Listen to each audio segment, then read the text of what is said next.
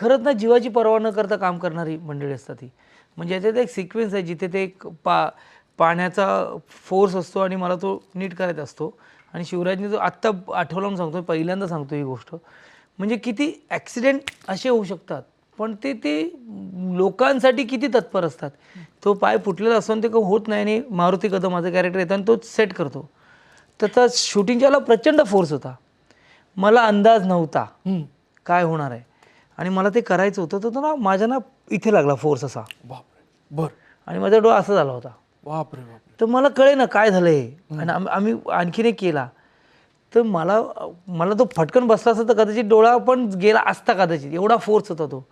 पण मला त्याची तीव्रता जाणवली की हे तर आता शूटिंगसाठी एवढा फोर्स आहे.